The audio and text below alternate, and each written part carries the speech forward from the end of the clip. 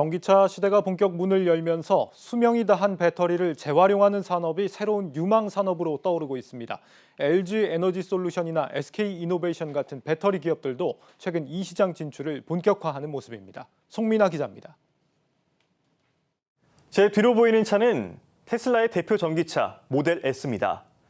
지난 2012년 첫 선을 보인 이 차는 전기차 시대를 여는 데 결정적인 역할을 했습니다.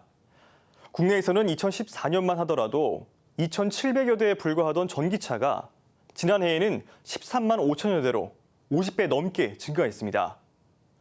자연스럽게 다 쓴 전기차 배터리를 처리하는 문제는 중요한 이슈로 떠올랐습니다. 업계는 전기차 배터리의 교체 주기를 보통 10년 안팎으로 보기 때문에 앞으로 폐배터리가 대량으로 방출될 것으로 내다봤습니다.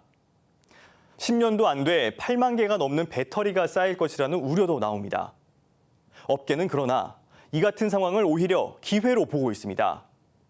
유럽의 탈탄소 정책을 신호탄으로 글로벌 전기차 시장이 폭발적으로 성장하면서 폐배터리 재활용 시장은 지난해 1조 7천억 원 규모에서 2030년에는 20조 5천억 원, 2050년에는 무려 600조 원 규모로 급격히 성장할 것으로 예상되기 때문입니다. 전기차와 배터리 업계는 재사용과 재활용이라는 두 가지 큰 틀에서 사업 모델을 구상하고 있습니다. 폭스바겐이나 BMW 등 유럽 완성차 업체들은 전기차 배터리가 에너지 저장 장치 ESS로 재사용이 무난하다는 점에 착안해 생산 라인을 구축하고 있습니다. 국내에선 올해 초 현대차가 화학회사인 OCI와 손잡고 전기차 폐배터리를 태양광 발전에 활용하는 사업을 시작했습니다. 재사용보다 시장 규모가 크고 수익성도 좋은 재활용 분야는 벌써부터 경쟁이 치열합니다. LG 에너지 솔루션은 에코프로와 함께 양극재를 추출해 재활용하는 사업에 나섰고 미국의 배터리 재활용 기업인 리사이클과 최근 폐배터리 재활용 계약을 맺기도 했습니다. SK 이노베이션은 폐배터리에서 수산화 리튬 형태로 리튬을 회수하는 기술 개발에 성공해 재활용 초일기에 들어갔고 삼성 SDI는 재활용 전문 기업인 PM그로우에 지분을 투자하고 성일 하이텍과 같은 업체들과도 협업하고 있습니다. 포스코나 두산중공업과 같은 기업들도 폐배터리 관련 사업 모델을 다각화하면서 국내외 기업 간 합종 연행도 본격화할 전망입니다. 한국경제TV 송민아입니다. 우리 배터리 산업은 더 확실한 글로벌 주도권을 가져야 한다. 문재인 대통령이 오늘 K배터리 산업의 전폭적인 지원을 약속하면서 이렇게 강조했습니다. 전체 40조 원을 투여하는 K배터리 발전 전략이 오늘 공개됐는데 여기서도 폐배터리 관련 산업에 대한 육성안이 비중 있게 거론됐습니다. 이어서 임원식 기자입니다. K배터리 발전 전략은 크게 세 축으로 나뉩니다. 먼저 전고체나 리튬황, 리튬 금속 배터리 같은 차세대 배터리 개발 기술의 확보입니다. 중국과 일본 틈에서 확실한 1등이 되려면 반도체처럼 배터리에서도 이른바 초격차 기술을 우선 확보해야 한다는 겁니다. 이를 위해 오는 2030년까지 배터리 3사를 비롯한 기업들이 40조 원 넘게 쓰기로 했는데 절반 이상이 R&D에 투입됩니다. 또 다른 전략은 배터리 소재 부품 장비와 인력의 안정적인 공급입니다.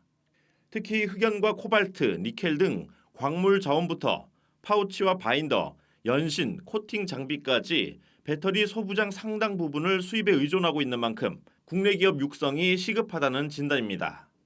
이를 위해 정부는 금융산업계와 최소 800억 원 규모의 R&D 혁신 펀드를 만들어 소부장 중소기업들의 R&D에 지원하는 한편 R&D 투자에 대한 세액 공제를 최대 50%까지 늘리기로 했습니다.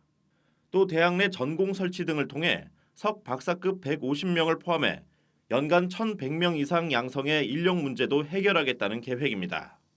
수명을 다한 폐배터리 산업 육성은 마지막 전략에 담겼습니다. 폐배터리 회수부터 수집 운반과 매각, 성능 평가와 제품으로 만들어 파는 것까지 폐배터리 산업 전반을 관리할 시스템을 오는 2024년까지 구축하겠다는 방침입니다. 또 미국과 유럽, 일본 등과 협의체를 만들어 폐배터리 성능과 안전을 평가하는 국제 표준도 만들기로 했습니다. 에너지 밀도라든지 수명이 얼마나 때 이게 얼마라는 것이 가치가 산정이 돼야지 이게 거래가 되거든요.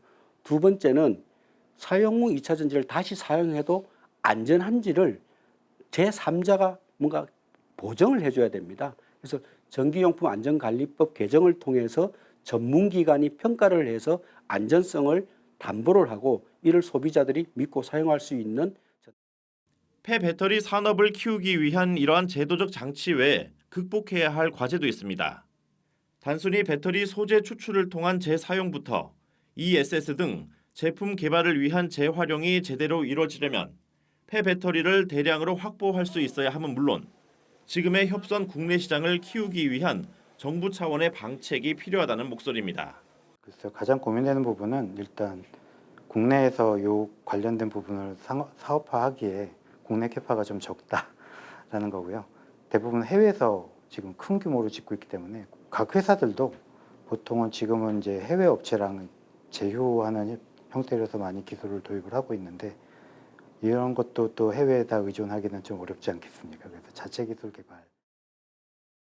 배터리 생산에 필요한 소부장의 해외 의존도를 낮추고자 하는 것과 같이 폐배터리 산업 또한 미리 안정적인 국내 공급망과 시장이 확보돼야 성공할 수 있다는 의미입니다.